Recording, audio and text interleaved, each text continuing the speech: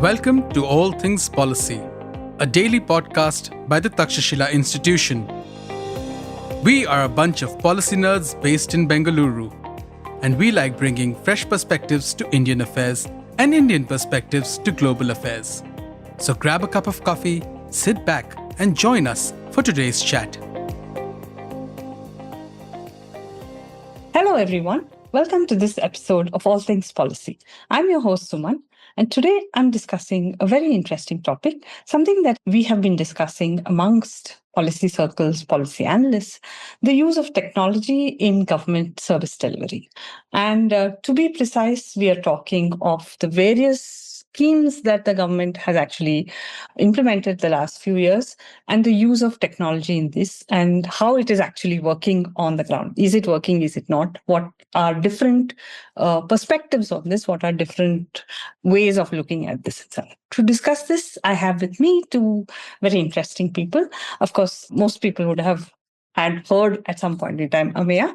Ameya is at the Takshashila Institution as a faculty who teaches public policy along with all of us. And I also have with me a very, very special guest, Vanita Leah Falcao. She is a researcher, and I'd like her to introduce herself in a more detailed manner. But first, Ameya, let's hear from you, and then we go to Vanita. Thanks, Suman. Great to be here with you all. And hi, Vanita. Great to be speaking with you. My name is Ameya Naik. I'm a faculty fellow at the Takshashila Institution, so I've been teaching public policy there since 2019.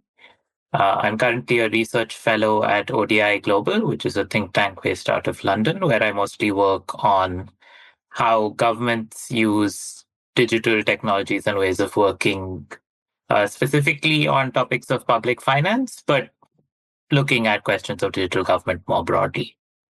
Let me hand over to Vanita, please. Thanks, Ameya. So I am Vanita Leah Falcao. I am a research affiliate with King's College London, which is also where I did my PhD and the research that we'll be discussing in greater detail today.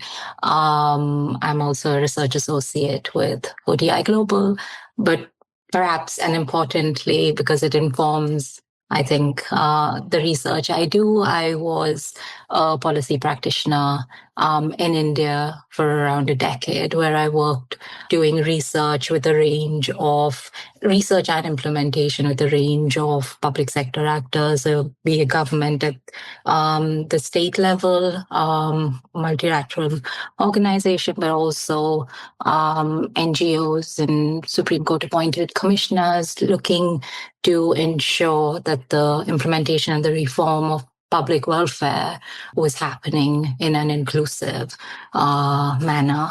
And that's largely what my focus in this conversation, my research more generally also tries to do is build now a digital world of governance where we see fairer and more equitable digital inclusion and digitalization. Yeah, thanks, Vanita. Welcome to the Takshashila Network. Welcome to All Things Policy itself. So your research, your current research that we are discussing is titled Digital Washing of India's Public Welfare. You have picked one scheme, which is the Pradhan Mantri Matru Vandana Yojana.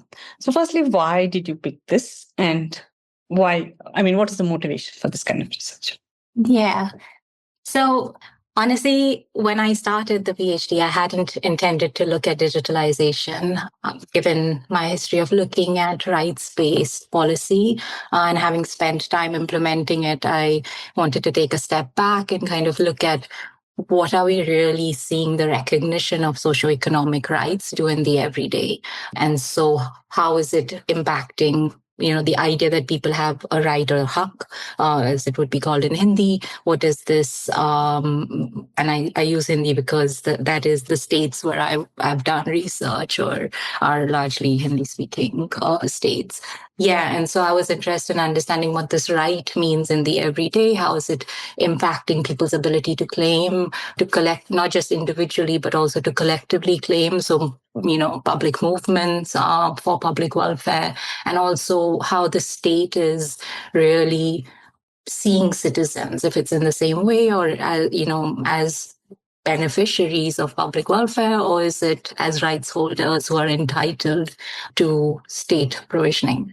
And so the idea was to actually look at that through these two programs, which I have through actually the public distribution system, which was an in-kind, and then also an in-cash transfer that was slightly different than the pensions, which are periodically, or not periodically, but regular ones made to a large group of people, but specifically looking at the maternity entitlement, because I think it's an underrepresented group, women who in unpaid and informal labor, the recognition of their right to maternity entitlement was quite a landmark step that the National Food Security Act actually recognized. And so the program initially, the PMMVY, what's now called the PMMVY, was started earlier, and this is a rechristening of it in 2017. But I have studied that program formally when it was IGMSY. And so the PMMVY, because of the group of people it targets, the fact that maternity entitlements are usually made available to very young women in new settings, in new geographical settings, because they've often moved away from their natal homes to marital homes. And so in that context, how are we, seeing people claim from the state because they have the right to? However, when I started to do the research, and the idea was to do a long ethnography to look at this at the grassroots level, it was a period when digitalization was being pushed, and it continues to be. But at that point, it was the 1920. We were seeing states really starting to pick up the digitalization of 2019 and 2020. You were really seeing states digitizing documents, putting in place systems at the grassroots and the local level to enable what is today this massive digital public infrastructure. At that point, it was still in the making and in phase-wise making. And so what I saw at the local level was this immense focus. And what I often say is the digital was omnipresent. I couldn't have a conversation with anybody without there either being talk of the tasks they have to perform related to the digital systems, or the angst and the struggles that they're facing from a citizen's point of view. And that's when the question of digitalization came into my research, and what is digitalization doing to the ability of the state to deliver welfare rights, but also citizens being able to practice their rights as citizens and avail and access their entitlements. So, yeah. Yeah. Okay. So when we talk of this digital infrastructure, we are talking of the bank accounts, we are talking of Aadhaar, and we are talking of the JAM Trinity, right? Jandhan bank accounts, the Aadhaar, and what's the third one? I mean, mobile phones, but mobile phones. Yeah. But in this case, also the PFMS, the whole public financial management system. Yeah. So all of these three together make the digital public infrastructure backbone. Am I right? I mean, it is a debated concept. Like what exactly is DPI is still being talked about and defined, but to a large extent, and because of various factors, including, where funding has gone and who's funding it, there is a sort of wide understanding now of it being three components, which is an ID system, a financial or a payments, component, and then a third one, which is data exchange. That's kind of globally not everybody agrees, but a global understanding, so to say, that has come about of DPI. For public welfare, the data exchange aspect, which was, that bit of it is a little bit, at least for the programs, for the direct benefit transfer programs, that bit is a bit separate. But yes, widely it does draw on the fundamental infrastructure that has been set up, which is the payments, the ID, and then the interoperable kind of digital systems that make it work. In a nutshell, what did your research actually, conclude, or what did it bring about in terms of what we should look at? Yeah. So what I set out to do was to trace, because my research is also informed with a grassroots up versus then a top down imagination of what policy evaluation should look like. And so I set out to trace a range of interactions and processes that are involved in receiving your maternity entitlement. And so that is from the stage of registration at the grassroots level, and then your application is digitized, verified. Payment is sanctioned if you meet the conditions of the program, and then payment is released and it should come into your account. And what I saw was that at each stage, if one were to look at this from a citizen-centric perspective, or evaluate it from how people were encountering the system and local administrators, there were struggles at each level. And so broadly, the findings that are discussed in detail in the paper, which I'm sure you'll link to when sharing this podcast, is that you see systematic invisibilization of citizens. So you see the state now treating those who make it into the digital infrastructure as existing, and anybody who doesn't make it in is invisibilized. They are presumed to not exist. And there's no attempt to find out who is left out and why.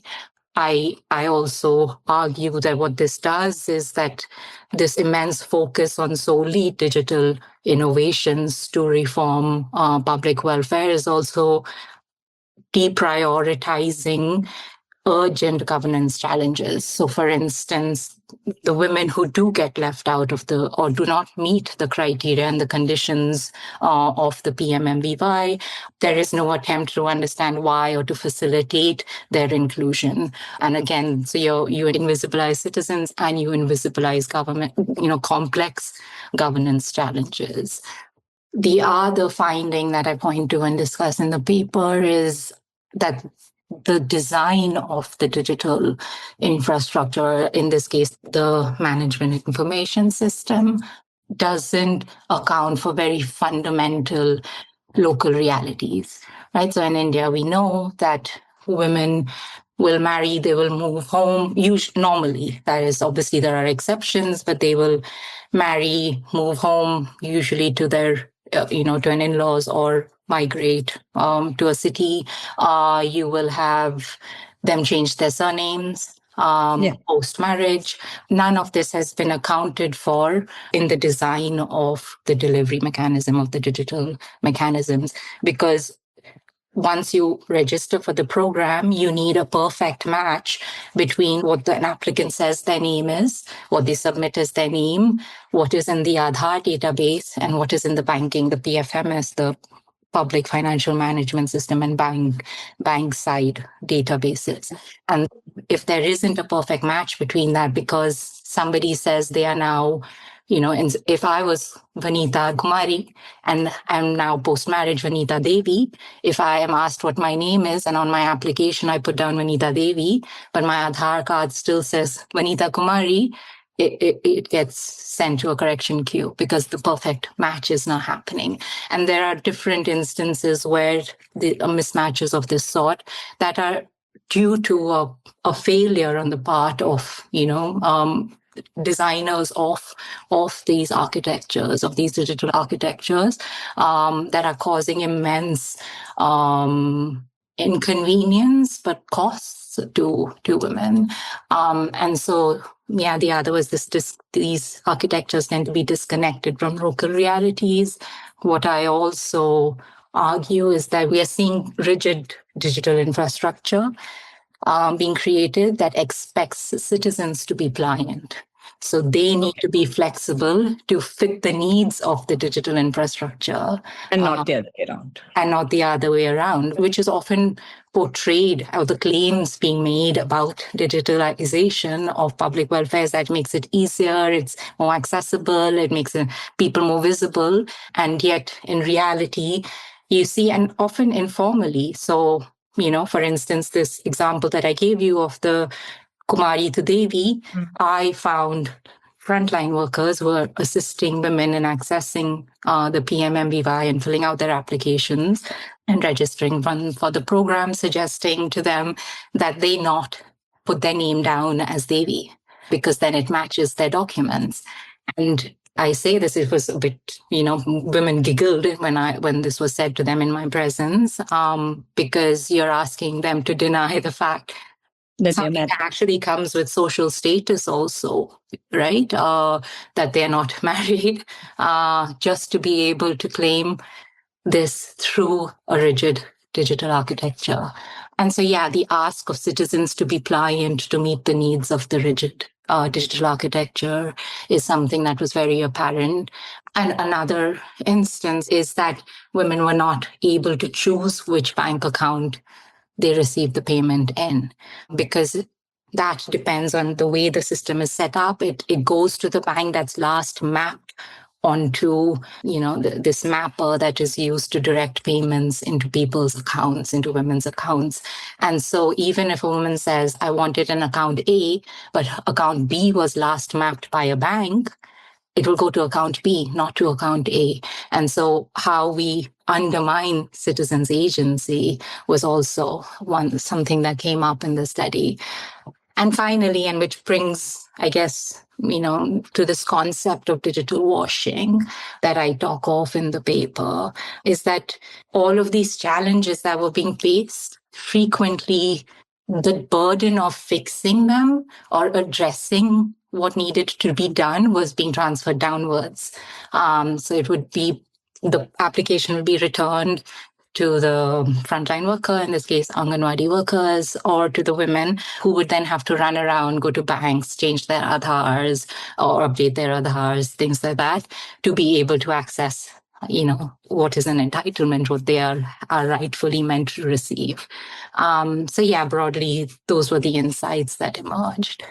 Yeah, sure. I think the value of ethnographic studies actually come in here. While we may not, I'm not sure if your research has exact numbers of number of people excluded but the lived experience of people on the ground when they are receiving these, what is termed as benefits at this point in time, which is also rights or all of that, is important for us to see from a policy analyst's perspective. But the other side to this conversation is, why did we bring in this entire digital public infrastructure itself, right? For the Indian state, at least, the concept or the challenge of pilferage, leakages, all of this was high, right?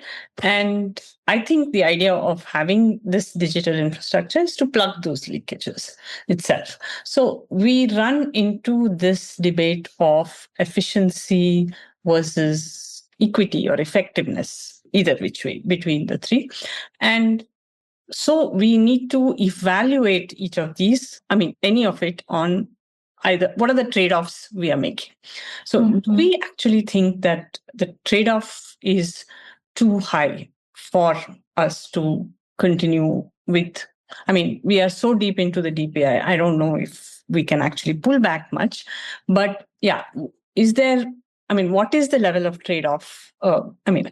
There's no number as such over there, but there is a trade-off that we are doing to get efficiency, right, into this thing.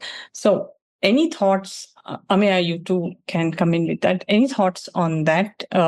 aspect of this entire thing, because the entire debate right now lies there, right? Like, how can government be more efficient? There are ghost beneficiaries, there are all of this kind of arguments may have merit. I'm not debating them, but I'm not doubting some part of it. But what is the extent of that, and what is the trade-off we are doing, is something I think we need to discuss in any of this kind of a debate that we could have. So any thoughts on that? Either of you could go ahead.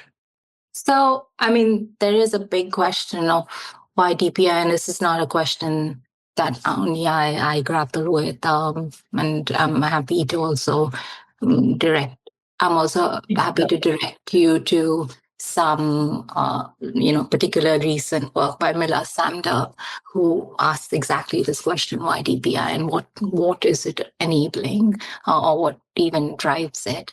Which is a very valid question. Coming to the trade-offs between efficiency and what I would call citizen-centric accountability, right? So there was a problem. Whether this problem was across all welfare programs and the extent of it, sure, there was an issue of leakage. There was an issue of corruption. The extent of it is debatable across a range of welfare programs, and where there was the potential for it to be extremely profitable versus was it worth the trouble of pilfering a few hundred rupees, was never the focus. What we had, the approach that we have seen, is to come in with complete mistrust of citizens, to take away all local level discretion, which also enabled responsiveness, which also enabled people to negotiate and find ways to claim from the state. This heavy centralization, biometric-based technology. So we've seen, one can argue that there were issues of leakage or corruption, but did it need, this sledgehammer approach? I would seriously push back on it. Are we at a stage where we would roll back the DPI that we're seeing used? I think and again, this is not, my research doesn't speak to this, but there are a lot of factors that are pushing it.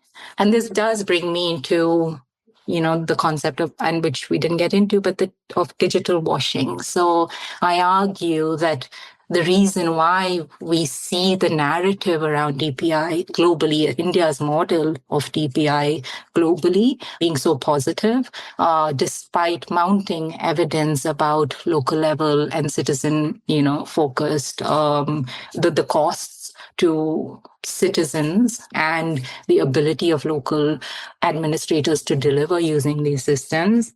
We see this because of what I call digital washing. And digital washing occurs for two reasons. Or I argue that it's facilitated by two things. One is technological determinism, right? So the belief that technology will fix it all. It's the panacea that we've been, this world in which we will now exist free of any trouble because it's immune to any kind of social effects and power. And we know it's not. But the second and perhaps very significant point when we talk about the digitalization, the use of DPI for public welfare, is inequity. And the inequity, or what Hicks calls negative cost shifting, when he speaks of adverse digital incorporation, which is essentially that the roles played by different actors in the digital sphere are different, and the ability to extract positive value versus negative value is different. And that's usually based on power asymmetry, right? And so what we're seeing is, and this is what the paper then, pushes the argument, is that you're seeing senior bureaucrats, you're seeing technologists who are deeply embedded in the state being able to reap the benefits of of being pioneers of digitalization, of being the leaders in developing and delivering DPI. These ideas are being exported globally, while systematically you see the burden of keeping dysfunctional digital systems to deliver public welfare being transferred downwards. So it is the local level administrator who has to figure out the skills, the resources, the time to manage digital technological breakdowns. You see citizens having to go back and forth between banks and, citizen service kiosks and things like that to fix their documents so that they can be seen by the digital architecture, and the costs are being transferred downwards. And so when we talk about efficiency being a driver of this, yes, reform was needed. Reform has to be a continuous process, but you can't have that, I would argue, separate from citizens' involvement. You can't take away or heavily centralize functioning and authority, because that impacts the ability to respond to citizens. It impacts their ability to advocate for themselves and to exercise agency at the local level. It takes away an individual they can approach to get their, the job done. And so, yeah, I think efficiency was an issue. It will always be, but we have to start to think of digital infrastructure as it's become the foundation on which systems are built, but how can we make these systems ones that interact with citizens and allow for citizens' voice to be heard? We don't just want, because efficiency, that excludes, efficiency that harms, that undermines dignity is not efficiency. That's harmful digital infrastructure. It's not efficient digital infrastructure in my mind. So, yeah. Sure. Thanks, Vanita. One aspect of this I actually wanted to pick up on, because it ties into some of the earlier conversations we've been having with folks on this podcast as well, right? Is what struck me from what you're describing is, before I get into that, I think also for listeners, we should just clarify the, for people who are not familiar with the cultural context, for women to change their surname from Kumari to Devi is actually a very significant social marker, right? It's it is the social validation of the fact that you are now married and that you've moved into the next stage of your life, and you're treated with all of those social. So when the worker says, maybe don't change your surname to Devi for the purpose of this to come, in the social context, it's like they're saying, don't tell people that you're married. And ironically, they're telling people, don't tell people that you're married so that you can claim benefits for the maternity or the birth of your first child, which is, the contradiction should be obvious, right? But that aside, I was saying we had a conversation with Libby Johnson of Gram Vikas, who was talking about how he has actually seen NREGA play out differently, the Rural Employment Guarantee Scheme play out differently in different parts of the country. And he was talking about how, you could go to a work site where a group of citizens had organized themselves and said, okay, there are, so many of us are young, able-bodied. Some of us are like older people who are not able to do the same amount of work. As a group, we will still make sure that the amount of work is done. And like the payment is going to be given to, so, there are 20 people, 15 people are going to do 18 people's worth of work, 5 people are going to do 2 people's worth of work. We'll still take home 20 people's worth of the wages. And it was possible for things like this to be done because that level of discretion and that level of community organization was there. And that level of solidarity between the citizens themselves was there. But what you're describing is that on the one hand, that sort of discretion or flexibility or agency is being taken away from the front line, right? They're being told that, no, it has to be done in exactly this way. And we have digital systems or tools in place that are going to check and verify ostensibly that it is being done exactly in this way. Mm-hmm. But on the other hand, when it doesn't work, it's still being pushed back to them and they're being told, find a way to work around this. Right. So what really stood out to me in some sense is the paradox of telling the frontline worker, you have to do it in exactly this way, but also if it's not working, please find a way to make it work. And I wonder if, because you did actually go on the ground and visit and speak with many of the people who were doing this, how are frontline workers responding to that?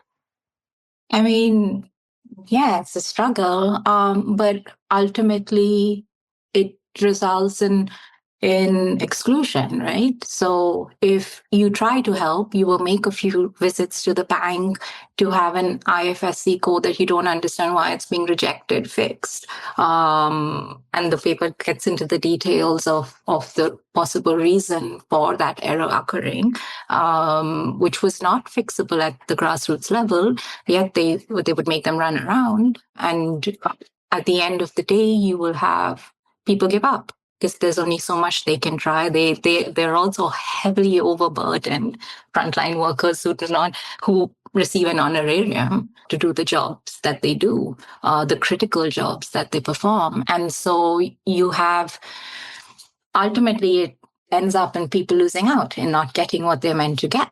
You get excluded from the program. So, you try to help to the extent you can.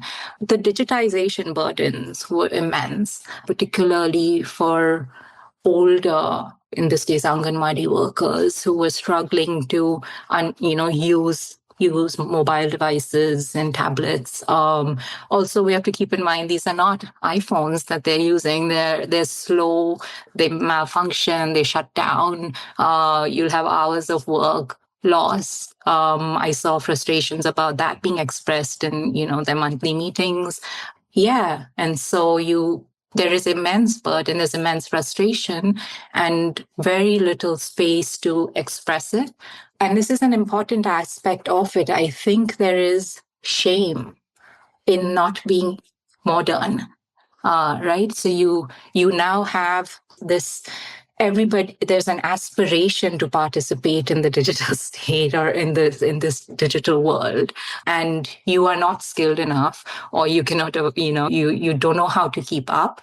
And to say that comes with shame, and a certain kind of treatment of people who are able of workers, frontline workers who are able to use tech better than those who are not, was very visible in meetings that I observed. For instance, where supervisors, praised those usually younger and better off, who've possibly used digital devices for a longer period of time, or because they've had access to them, versus an older Anganwadi worker who is struggling and unable, or takes very long to do it, being shamed that meeting. Yep. So yeah, that's just an example of these kind of and of the effects that you're seeing at a local level of very quick and rapid digitalization that is being sold as a positive globally, that we did it so quickly and so well, but without accounting for what that meant in the everyday lives of these workers and citizens. And Yeah. Suman, also, just if I may just, you said, yes, my research doesn't try to quantify these effects, but I think the point is also to say that data doesn't capture these effects. You wouldn't see this if I was looking at the numbers, which is a separate issue, how the state could use the data that is generated through DPI to address some of these equity and fairness issues, and they're not. And that's a question of political priorities and, administrative priorities. But yeah, I think one of the things we need is more in-depth engagement and more openness to understanding the everyday life of DPI. Yeah. The other thing, when we were discussing with Libby, as well as when I had this conversation with Sharan, was what it does for democracy, local level democracy, right? At least Libby was talking to us about accountability. Sure, accountability or responsibility to fix the digital malfunctioning is pushed downwards. But in some cases, in the earlier system, citizens always had a point to go to for redressal. Whereas in a technology-driven thing, the accountability is almost not there in the next level of the government. Yeah. It's getting pushed to the next level or to a level that is not clearly seen for the citizen, right? Yeah. So I think this has serious ramifications for local governance, for the nature of democracy itself.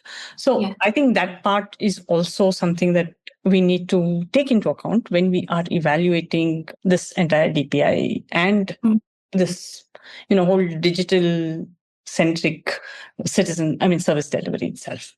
Yeah. So that one thing that came up itself. On the democracy question, or it's also when you're encountering difficulties, and there are these kind of shifting or changing digital systems that you're trying to keep up with.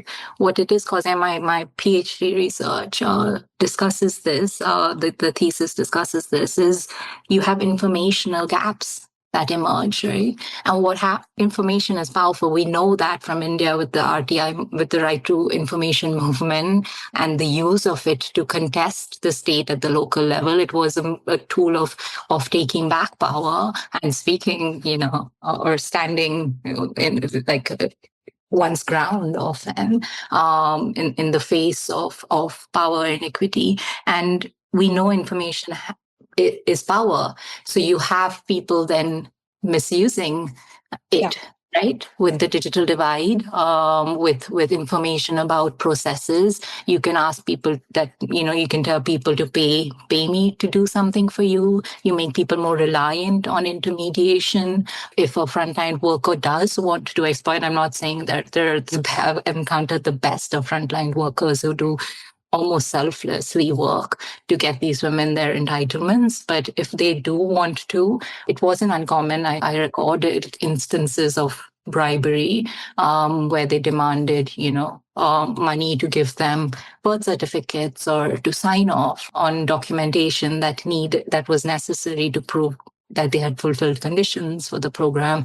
And so you see those power asymmetries then being intensified in the face of wider informational gaps. So yes, you don't have the person to go to and negotiate and even protest in front of that you've not got your entitlements. But in the absence of that, you also become more reliant. And when there are informational gaps and digital divides, you become more reliant on intermediation. That also serves to dilute democratic processes and collective action.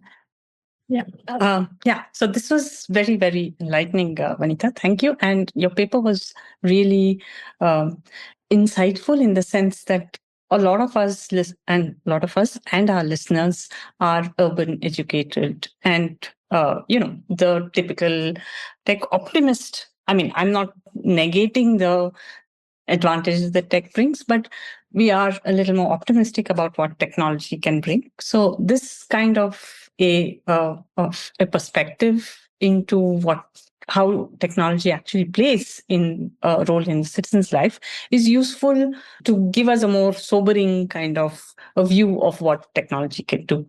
So thank you for this. And I would urge all our listeners to actually read the paper, which we will link in our show notes. So if you have any closing thoughts, Ameya, you too, if you have any closing thoughts, Vanita, you have any closing thoughts on this, it would be great to hear from you. Let me quickly share the thought I'm left with and that I've been wondering about, certainly in this context, but from a number of similar conversations, right? Is the promise of digitized and data-driven governance and policy and service delivery is that you will have greater visibility into the process and that you will be able to spot and fix problems in a more targeted way. So the promise is not that everything will work smoothly from day one, right? I don't think people believe that. But the promise is that you will be able to systematically target and fix the things that are not working and make improvements in a continuous, for those of my friends in the tech world, an iterative and an agile way. And I think the sobering realization from the research that Vanita has presented and from other such conversations is that there are significant parts of the problem that are either not being recorded or are actively being made invisible in your system. Right? You think that you are achieving, let's say, an 80% delivery rate, but the reason you think you're achieving an 80% delivery rate is because a part of the denominator has been dropped out in a way that is not even visible to you. And I think that is really the contribution and the value of this kind of ethnographic work, in addition to everything that Suman has said, certainly, is that it serves as a reality check for people to say, what you're getting from the system is only a slice of reality and not the entire reality on the ground, and not even necessarily the most accurate version of reality for the purposes that you care about. And I think I'm going to be thinking a lot more on that and hopefully having more conversations on that as well. Thanks, Ameya. Yeah, Vanita, you? I guess final thoughts is more dilemma that I often wonder. As you say, digitalization is here to stay in whatever form, right? We saw digital IDs at registries, we saw DPI, now we're seeing the AI era, and it's going to keep evolving and rapidly so. And that it will be a part of welfare governance, I think, is something one reconciles oneself to.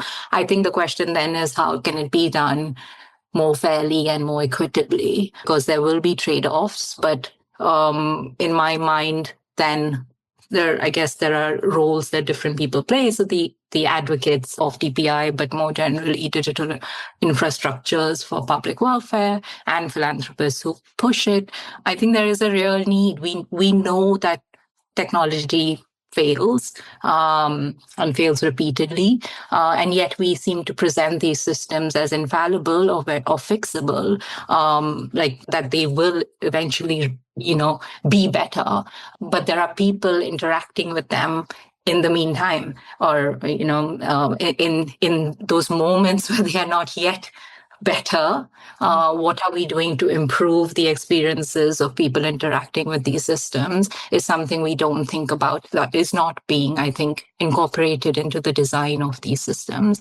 For administrators, I think just from a governance perspective, to truly monitor these systems, not assume that the coverage one is seeing is full coverage, to look beyond the data that is being generated by these systems to identify exclusion, really allow for citizen-centric feedback mechanisms. So while grievance redress is often mentioned, is it actively being pursued, and is there an attempt to listen to the experiences of citizens to just put in place mechanisms for that alongside digitalization and digital infrastructures, or using the digital infrastructures to do so?